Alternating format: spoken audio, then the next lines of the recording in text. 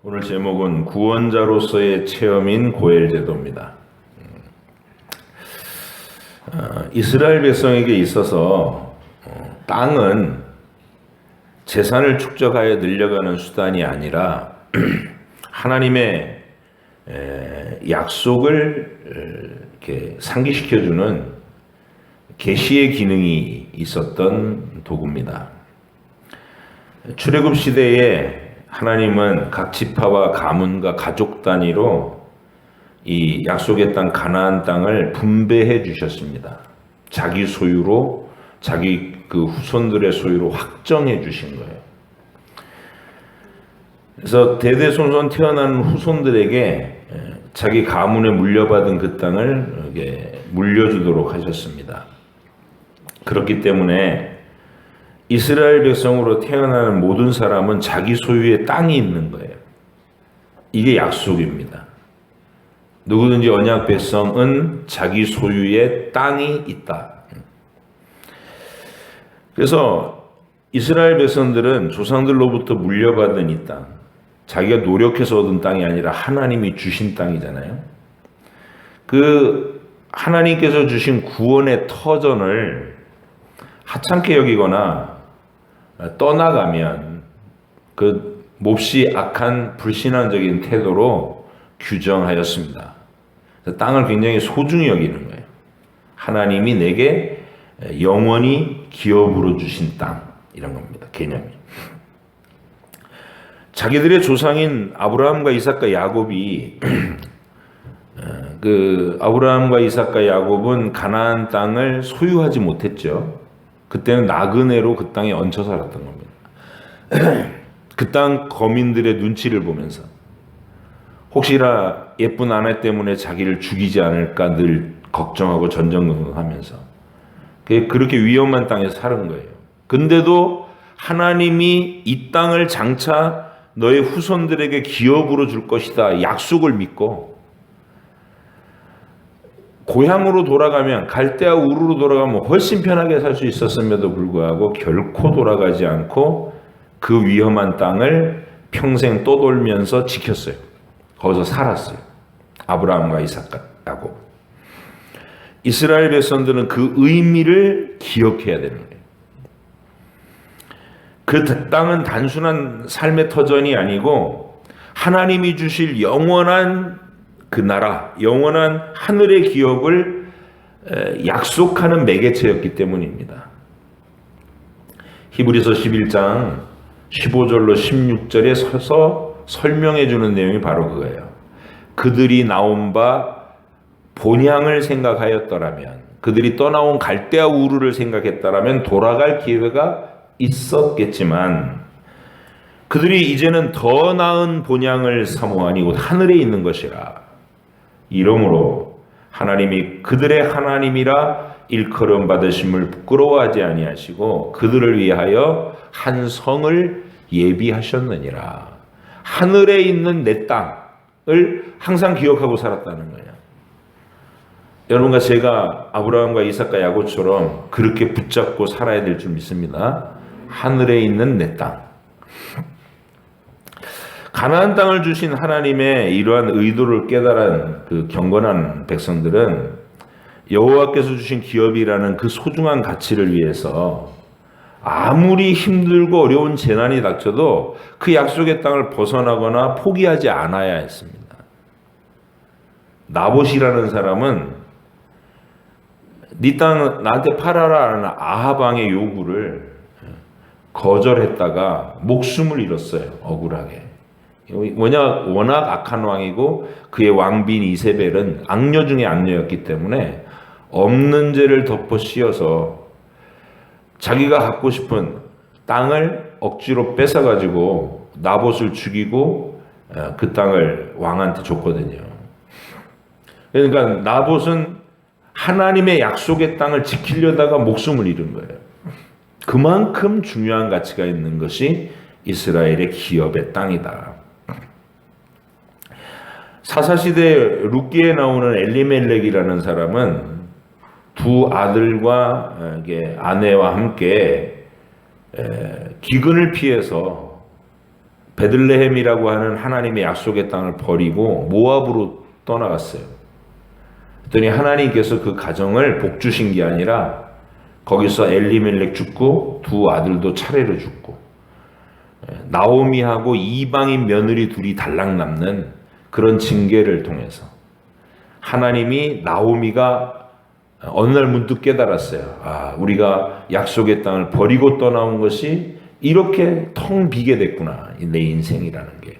하나님께 돌아가자. 그래가지고 회복되는 이야기가 약속의 땅으로 돌아와서 회복되는 이야기가 룻기 얘기예요. 이런 이유 때문에 이 토지에 대한 이스라엘 백성의 기본적인 자세는 오늘 레위기 본문을 보니까 무슨 일이 있어도 땅을 팔지 않도록 노력해야 되는 거예요. 땅을 파는 일이 없도록.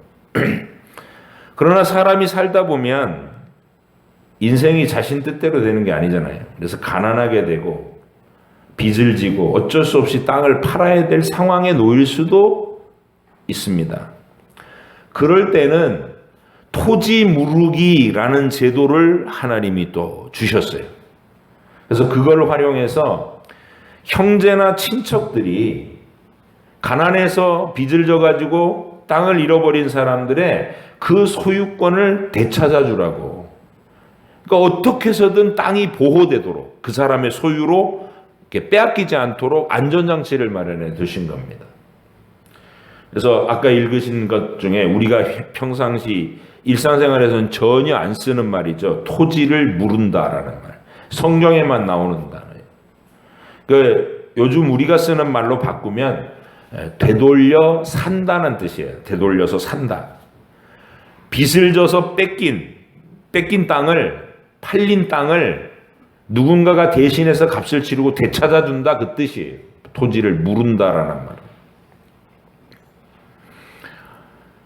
그래서 토지를 판 사람은, 하나님이 주신 기업의 땅을 어쩔 수 없이 팔았던 사람은 잠시 돈이 급해서 필요에 의해서 그것을 팔았더라도 자신이 열심히 노력해가지고 상황이 호전되면 제일 먼저 다시 그 땅을 되찾아와서 여호와의 주신 기업에서 자신과 가족이 쫓겨나지 않도록, 제외되지 않도록 빨리 조처를 해야 되는 거예요. 이거는 언제나 하나님의 약속의 내용을 내 삶의 가장 최우선 순위에 두고 생활해야 된다는 원리를 그렇게 밝혀주신 거예요. 오늘날 우리 현실에서 적용해 보면 우리가 땅 샀다고 해서 그게 우리 신앙과 아무 관계도 없잖아요. 그죠? 이스라엘은 땅 그러면 여호와의 하나님이 출애굽 때 주신 약속의 땅이에요. 이스라엘 백성에게 땅은 신앙과 직접적인 관계가 있는 거예요. 하늘에 있는 영원한 땅에 대한 보증이니까. 근데 우리는 땅을 많이 샀다고 해가지고 믿음이 좋아지거나 이런 거 아니잖아요. 그래서 우리에게 이 원리를 적용시킬 땐 다르게 해석해야 되는 거예요. 하나님의 약속, 그 영원한 하늘의 기업을 바라보는 것은 우리로서는 이 구원의 진리와 신앙 고백들을 얘기하는 거예요. 그러니까 이스라엘 백성들이 땅을 가지고 그걸 이해했다면 우리는 신앙 고백들을 가지고 하는 거예요. 그래서 우리가 믿는 믿음의 내용들을 잘 정리하고 그것을 내 삶의 모든 부분에서 적용해서 살아가는 것을 내가 땅을 소유한 것과 같은 거예요. 그러니까 땅을 소유했다는 말은 천국을 소유했다는 것과 같은 것이죠. 그러니까 어떤 식으로 우리는 기업의 땅을 되물러야 되는가? 예를 들면 중세시대의 이 기독교가 로마 카톨릭 집단에 의해서 성경을 완전히 떠나버렸어요. 어느 정도였냐면 성경을 일반 성도들이 가지고 있으면 화형시켜버렸어요. 신부들이 거짓말을 암만 해도 못 알아먹도록, 알아채지 못하도록 수백 년 동안 그렇게 성경을 못 읽게 만들었단 말이에요. 그래갖고 철저히 미신화됐어요. 아주 비참했습니다. 중세의 기독교는. 그런데 하나님께서 16세기에 1500년대에 유럽의 각 나라에서 동시다발적으로 개혁자들이 일어났어요. 이 은총이에요. 종교개혁자들이 일어나서 야, 우리 기독교가 성경을 한참 떠났구나. 이거 완전히 우상숭배 거짓 미신화 돼버렸구나. 성경으로 돌아가야 된다. 이래가지고 루터가 95개조의 반박문을 내걸고서 로마 카톨릭이 성경을 떠나서 잘못하고 있는 것들 조목조목 비판하면서 종교개혁의 기치를 올려들 각국에서 호응해가지고 드디어 위대한 종교개혁이 이루어진 거예요. 그래서 그때 성경으로의 믿음을 회복한 교회를 일컬어 개신교회라고 그래요. 개신교회, 개혁교회, 성경으로 돌아간 교회. 바로 이게 기업의 땅을 되찾아 무르는 거예요. 우리도 우리 인생을 통해서 항상 이 기업의 땅, 영원한 하늘의 우리 지분을 약속해주는 우리 신앙 고백의 내용을 되찾고 잘 유지해야 될 줄 믿습니다.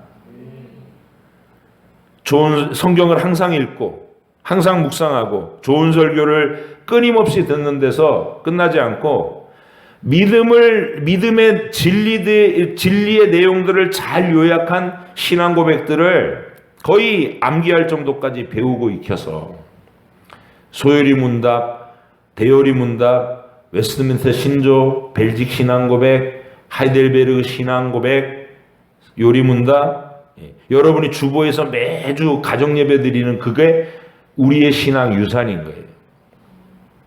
그거를 영적인 재산으로 늘 소유로 잃어버리지 않아야 된다는 거예요. 잃어버리잖아요.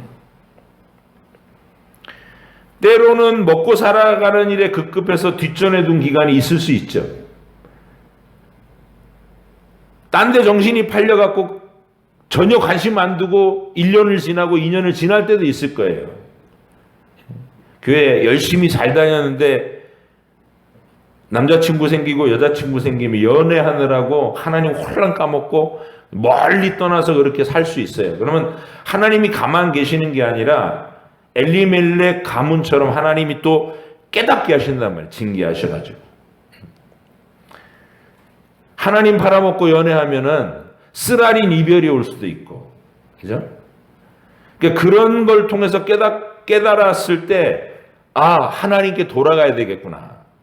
그래가지고 다시 되찾는 신앙의 내용들. 그게 기업을 무르는 거예요. 그러니까 오늘 본문은 철저히 우리 생활과 밀접한 관계가 있다. 하나님의 약속의 터전을 잃어버렸으면 옆에 사람이 도와줘서라도 되찾게 해줘서 그 자리에 있게 해줘야 된다는 거예요. 그게 원리예요. 굉장히 은혜로운 구절이죠. 오늘 나머지 본문들도 다 그 원리를 설명하고 있어요. 29절로 31절도 같이 한번 읽어볼게요. 시작.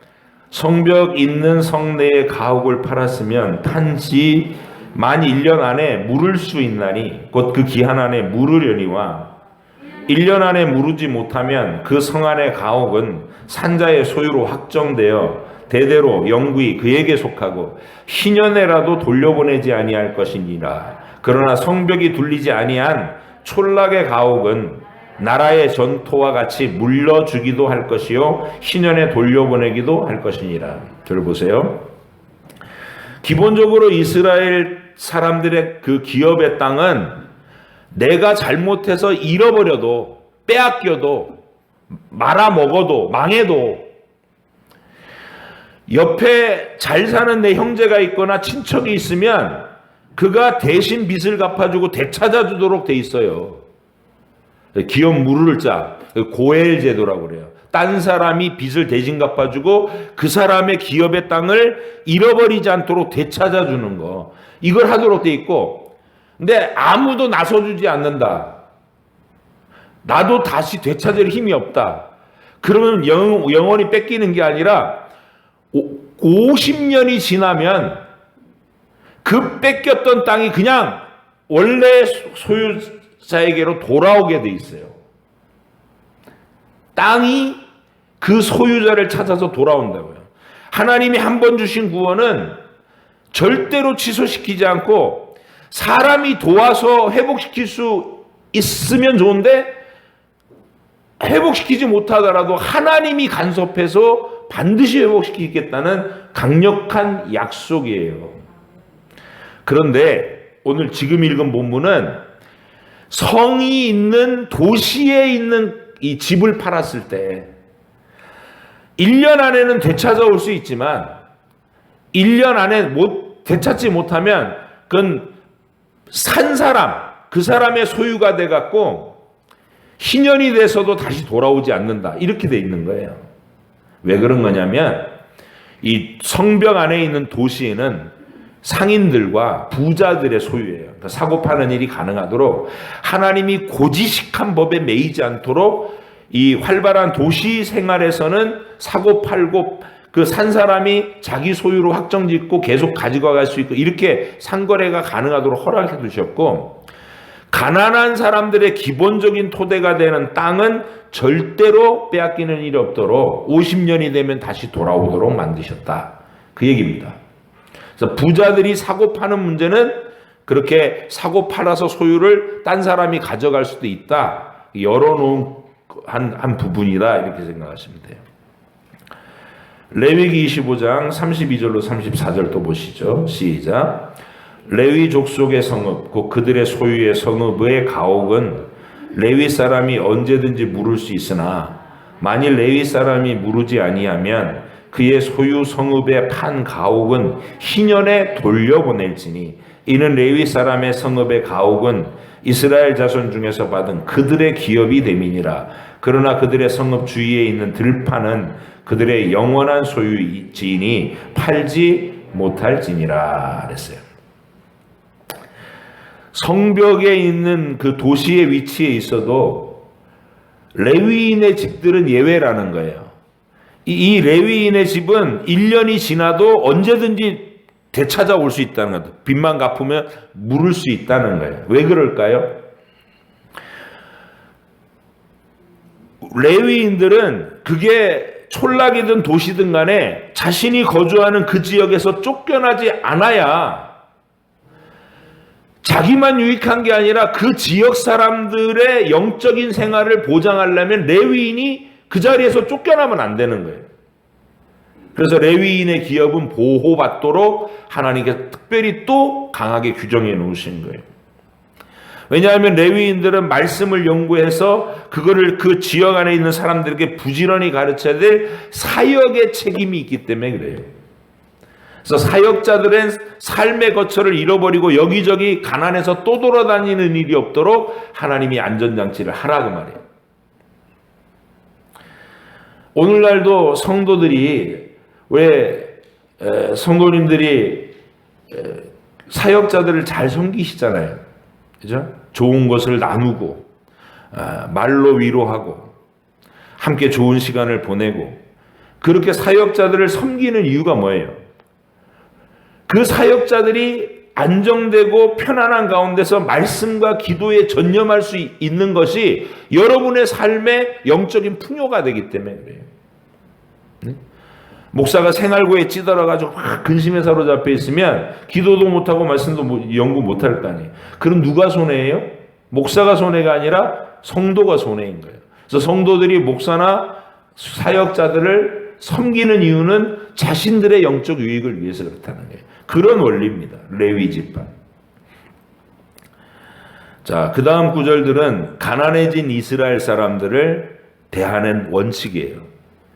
이렇게 인생을 열심히 살았는데 실패를 해가지고 빚을 지거나 가난해진 사람들을 어떻게 대할 것을 하나님이 명령하시는 구절이 35절부터 46절인데요. 같이 읽겠습니다. 시작.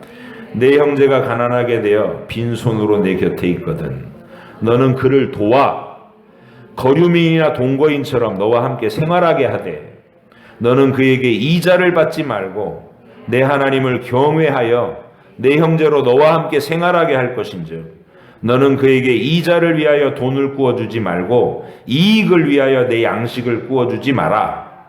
그냥 주라 이 말이에요. 38절. 나는 너희의 하나님이 되며 또 가나안 땅을 너희에게 주려고 애굽 땅에서 너희를 인도하여 낸 너희의 하나님 여호와이니라. 너와 함께 있는 내 형제가 가난하게 되어 내게 몸이 팔리거든 너는 그를 종으로 부리지 말고 품꾼이나 동거인같이 함께 있게 하여 희년까지 너를 섬기게 하라. 그때에는 그와 그의 자녀가 함께 내게서 떠나 그의 가족과 그의 조상의 기업으로 돌아가게 하라. 그들은 내가 애굽 땅에서 인도하여 낸 내 종들이니 종으로 팔지 말 것이라. 너는 그를 엄하게 부리지 말고 내 하나님을 경외하라. 내 종은 남녀를 막론하고 내 사방 이방인 중에서 취할지니 남녀 종은 이런 자 중에서 사올 것이며 또 너희 중에 거류하는 동거인들의 자녀 중에서도 너희가 사올 수 있고 또 그들이 너희와 함께 있어서 너희 땅에서 가정을 이룬 자들 중에서도 그리할 수 있은즉 그들이 너희의 소유가 될지니라. 너희는 그들을 너희 후손에게 기업으로 주어 소유가 되게 할 것이라.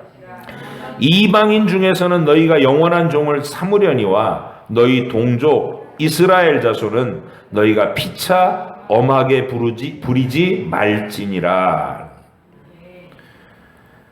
가난해져서 종으로 팔린 이스라엘 사람, 그러니까 성도끼리 그런 말이에요. 종으로 여기지 말고 언제나 품꾼으로 여겨요. 품꾼은 노예하고 다르죠. 이게 뭐라 그래요? 쇠경을 줘야 되는, 월급을 줘야 되잖아요. 품꾼은. 그래서 품꾼으로 여겨서 그를 존중하고 인격적으로 대할 것을 당부하신 말씀이에요. 그러니까 성도끼리 서로 막 학대하거나 낮추거나 그러지 말고 항상 존귀히 여기라는 성도를. 언약 안에 있는 백성은 서로가 영원한 형제요 가족이라는 사실을 항상 기억하라는 것입니다. 그 실천적인 당부가 이런 거예요. 그들을 이익의 재료로 보지 마라. 약속을 함께 받은 영원한 가족으로 봐서 돈을 꿔줄 때도 이자를 받지 말고 빌려주라는 거예요. 무이자로. 먹을 것을 주면서 이익을 남기려고 하지 말라고. 그 다음에 품꾼이나 손님처럼 대접하고 엄하게 부리지 마. 노예를 대하듯 하지 말라는 거죠. 그리고 희년이 되면 자기 소유의 땅으로 돌아갈 수 있도록 배려해 주라는 거고. 이방인 중에서 노예로 삼는 자, 이렇게 포로로 잡아온 사람들은 영원한 노예로 삼을 수 있지만 동족끼리는 그렇게 하지 마라. 이렇게. 자, 그 다음 말씀은 만일 이스라엘 백성이 이스라엘 땅에 살고 있는 이방 사람한테 종으로 팔렸으면 어떻게 하느냐. 그때는 가까운 친척부터 가만히 있지 말고 그를 대신해서 빚을 갚아주고 얼른 노예 신분에서 해방시켜주라고 당부를 해요. 그게 오늘 마지막 절들의 내용이에요. 47절로 55절 시작.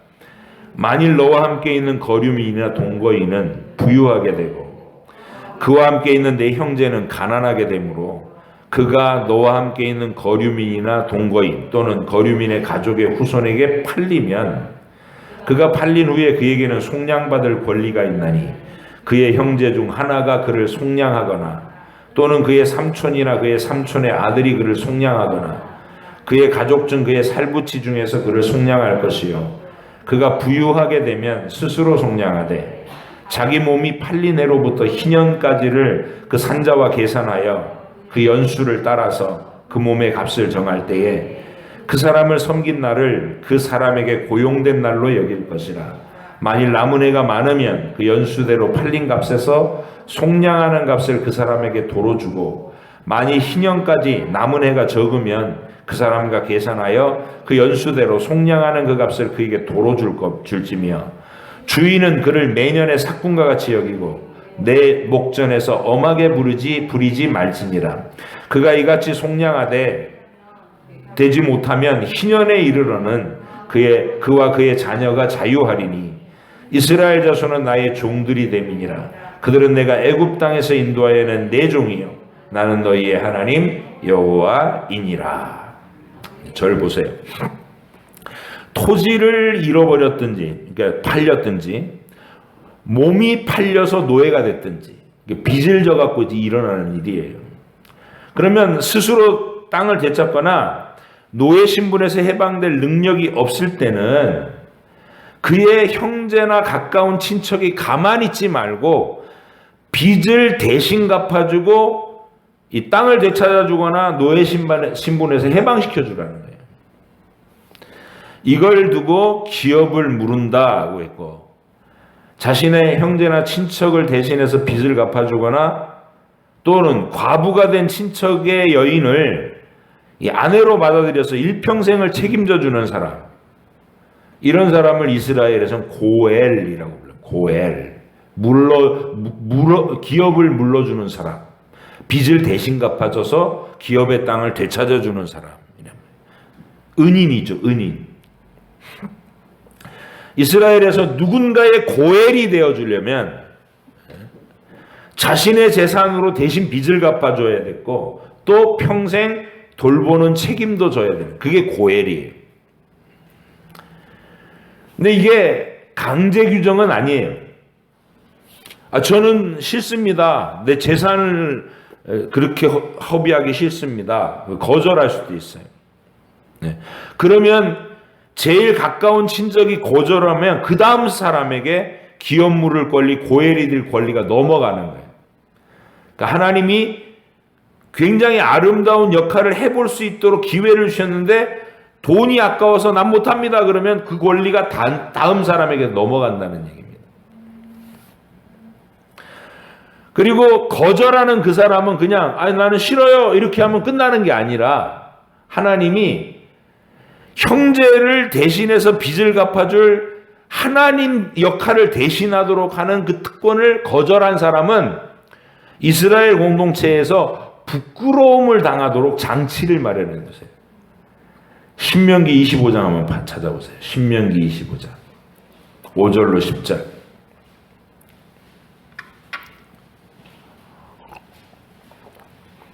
신명기 25장 5절에서 10절 같이 읽어보실게요. 시작. 형제들이 함께 사는데 그중 하나가 죽고 아들이 없거든 그 죽은 자의 아내는 나가서 타인에게 시집가지 말 것이요 그의 남편의 형제가 그에게로 들어가서 그를 맞이하여 아내로 삼아 그의 남편의 형제된 의무를 그에게 다 행할 것이요. 고엘이 되라는 거죠. 6절 시작. 그 여인이 낳은 첫 아들이 그 죽은 형제의 이름을 잊게 하여 그 이름이 이스라엘 중에서 끊어지지 않게 할 것이니라. 그러나 그 사람이 만일 그 형제의 아내 맞이하기를 즐겨하지 아니하면 그 형제의 아내는 그 성문으로 장로들에게 나아가서 말하기를 내 남편의 형제가 그의 형제의 이름으로 이스라엘 중에 있기를 싫어하여 남편의 형제된 의무를 내게 행하지 아니하나이다 할 것이요. 그 성읍 장로들은 그를 불러다가 말할 것이요 그가 이미 정한 뜻대로 말하기를 내가 그 여자를 맞이하기를 즐겨하지 아니하노라 하면 그의 형제의 아내가 장로들 앞에서 증인들 앞에서 그에게 나아가서 그 발에서 신을 벗기고 그의 얼굴에 침을 뱉으며 이르기를 그의 형제의 집을 세우기를 즐겨 아니하는 자에게는 이같이 할 것이니라 하고 이스라엘 중에서 그의 이름을 신벗김 받은 자의 집이라 부를 것이니라.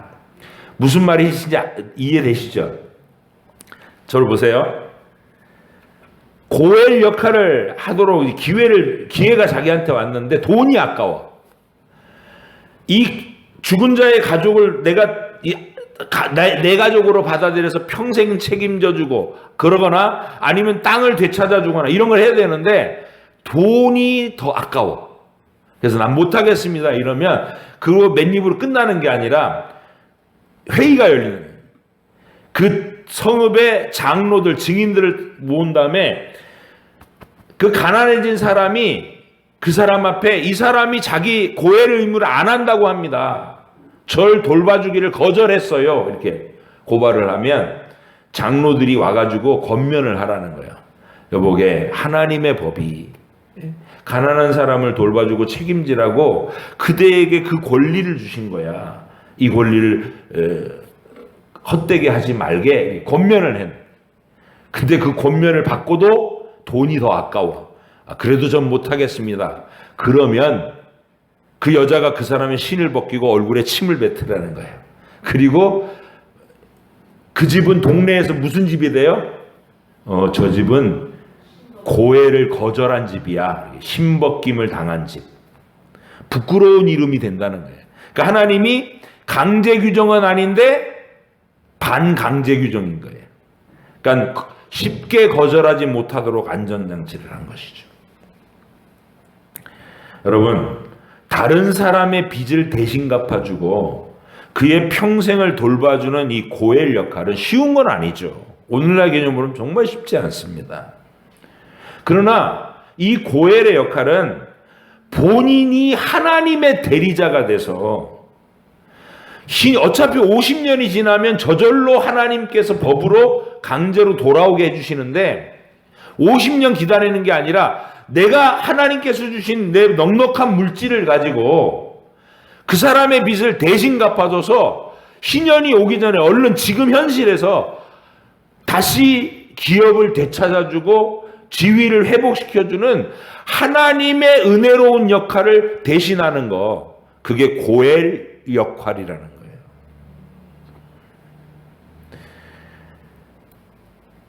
영광스러운 특권이고 하나님께서는 그 행위 자체를 굉장히 기뻐하시는 이 언약 백성의 삶에서 아주 향기로운 삶의 제사로 여겨지던 이게 고엘 제도예요.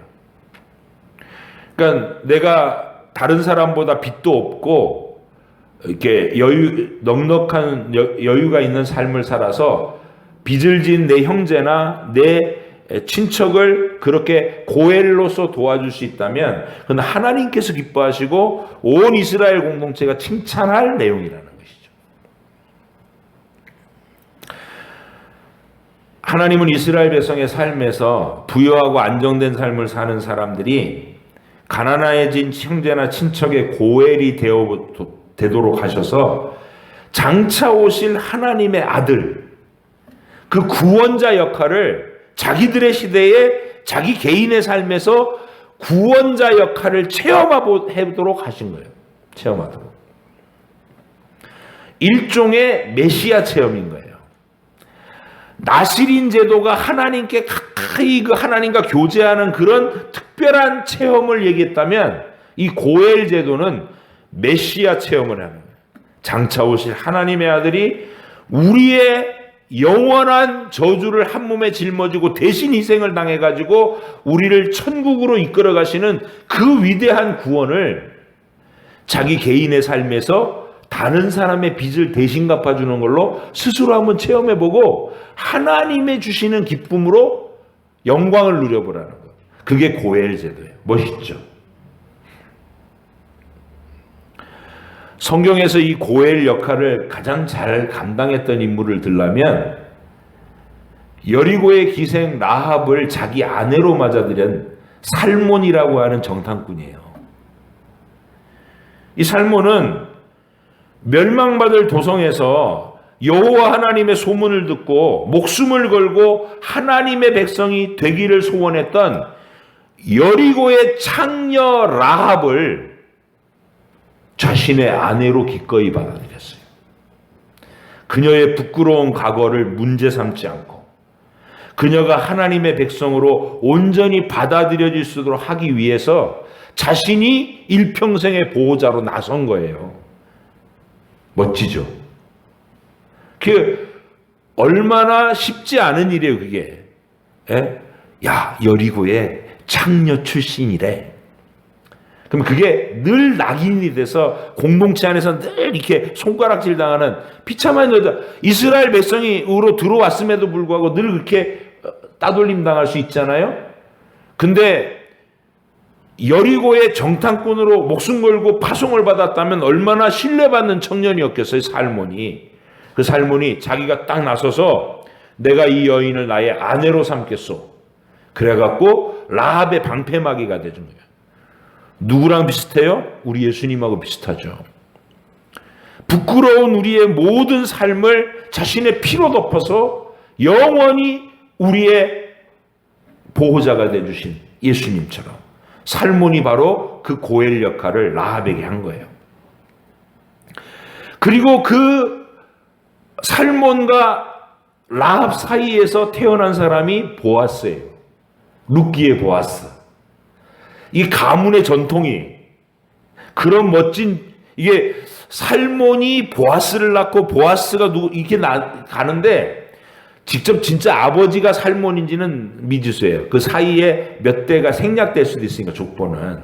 어쨌든 간에 그 살몬 가문의 보아스도 이방 여자인 룻이 이스라엘 공동체로 하나님을 만나러 왔을 때 자기의 넉넉한 재산을 가지고 룻의 남편이 되어져 갖고 그의 평생의 보호자로 나서요. 이게 고엘. 이게 가문의 전통이 됐어요. 아름다운 가문. 살몬이 보아스에게로. 그 정처 없고 손가락질 당할 수 있는 이방 여자들을, 과거가 그렇게 아름답지 못했던 여자들을 자기의 은혜로 어떤 보호함으로 평생을 보호해준 아름다운 사례, 보아스와 살몬의 사례입니다. 우리에게 적용해 보면 물리적으로 우리가 진짜로 빚을 진 형제, 빚을 진 성도들에게 자기가 그 빚을 대신 갚아주고 이런 아름다운 믿음 충분히 있을 수 있죠. 여러분이 하나님 넉넉한 목돈을 주셨을 때 구역 식구들 중에 누가 정말 막 급해갖고 절박해진 소식을 들으면 아낌없이 자기가 모아놨던 적금을 깨고 그것을 돌려받을 생각 없이 하나님이 주라고 하셨어라고.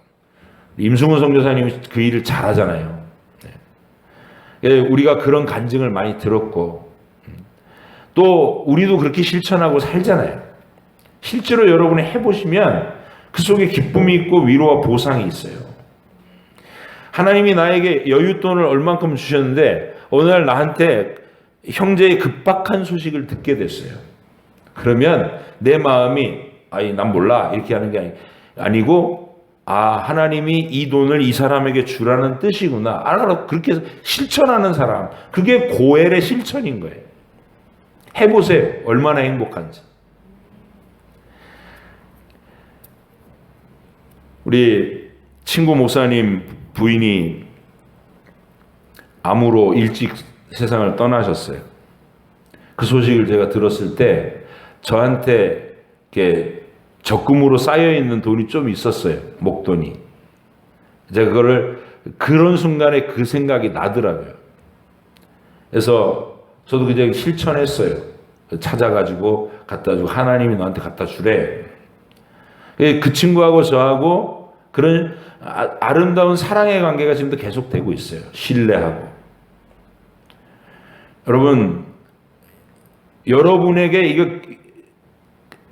하나님께서 순간순간 그런 은혜를 주실 때 실천하고 계신 분들을 제가 알고 있거든요. 그런 사람의 실천하는 부분들이 하나님이 주신 예기치 않은 목돈을 하나님이 필요한 곳에 적절히 갖다가 사용할 수 있는 복, 이게 고엘입니다. 메시아 체험. 하나님이 주신 고엘 제도의 이 원리를 여러분의 삶에서 체험해 볼 수 있는 기회가 많이 있으시기를 축복합니다. 그 말은 여러분에게 목돈 생길 일이 많으라고 축복하는 거예요. 목돈도 많이 생기고, 그리고 또 하나님이 그런 기회를 주실 때 멋지게 이렇게 사용도 해보시고, 그러면 여러분이 이 고엘 제도에 정말 멋지고 행복한 기분이구나, 내가 누군가의 고엘이 되어 본다는 것은 굉장히 멋진 일이구나 느끼게 될 거예요.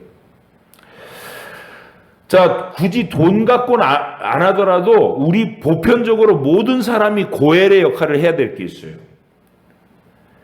자신과 가족과 친족들이 신앙의 유산을 잃어버리는 일이 없도록 서로 돌봐주고 권면하고 책임져 주는 거, 이것도 고엘의 원리예요. 올바른 복음을 선포해서 잃어버린 영혼들을 하나님께로 회복시켜 주는 거, 그 선교적 헌신도 바로 이 시대에 우리가 고엘로 살아가는 방법입니다. 어쨌든 하나님 안에 있는 믿음의 터전을 잃어버리지 않도록 내 시간과 내 열정을 투자해서 그를 보호해 주는 게 고엘이잖아요. 주일학교 반사도 고엘이에요. 그러니까 쉽지 않은 일. 그 일을 기꺼이 헌신하고 자기의 시간과 에너지를 쏟아 부어서 감당해 주는 것. 여러분이 지금 이 시대의 고엘로 사는 겁니다. 그 외에도 누군가 어려움에 빠졌을 때 내 물질과 시간을 내서 돌보는 일을 하면 하나님께서 기뻐하시는 구원자 체험, 예수님 체험을 삶에 실천하면서 살아가게 되는 겁니다. 오늘 레위기 25장 본문에서 그런 멋진 삶의 모델을 잘 읽으시고, 여러분 살몬하고 보아스 떠올려봐요. 얼마나 기분이 좋은가. 그냥 살몬, 라합을 책임진 살몬. 그 라합이 얼마나 절박했겠어요. 여리고에서 신전 창녀 생활하다가 완전히 하나님의 저주로 다 죽어야 될 상황에서 믿음을 고백하고 이스라엘 공동체로 넘어왔는데 그 이스라엘 사람으로 행세하기가 쉬웠겠어요? 근데 살몬이 보호자가 딱 대줌으로 그날로부터 아무도 그 여자를 이렇게 흘끗흘끗 보거나 그러지 못했을 거예요. 왜? 살몬을 봐서는 그렇게 할 수 없지. 살몬의 아내가 됐으니까. 보아스. 룻기를 읽으면 그냥 행복해지잖아 우리가. 보아스. 말도 따뜻하게 하고. 이방 여자인 룻을 그 귀한 신앙 고백을 아름답게 봐주고 그를 칭찬하고 그를 돌봐주기 위해서 노력하는 보아스의 그 자상한 보살핌에 대해서 우리는 그 속에서 예수님을 느껴요. 여러분이 이 고엘을 내가 살면서 바로 이 고엘 역할을 해봐야 되겠다. 나도 이런 사람이 되어야 되겠다. 누군가의 고엘이 되려면 열심히 살아야 돼요. 그죠? 자기가 말아먹고 빚을 지고 그러면 고엘이 되는 게 아니라 고엘의 혜택을 받아야 되는 가난한 자가 되는 거니까 고엘이 되려면 열심히 살아야 되고 성공해서 살아야 되고 여유 있게 살아야 돼요. 근데 그런 멋진 고엘들이 되셔서 하나님께서 기뻐하시는 멋진 인생, 그런 하나님 제가 평생 사는 동안에 누군가에게 고엘이, 많은 사람에게 고엘이 돼서 예수님처럼 돌보는 그런 삶을 살 수 있게 해주세요. 기도하고 열심히 살아서 그렇게 되시기를 축원합니다.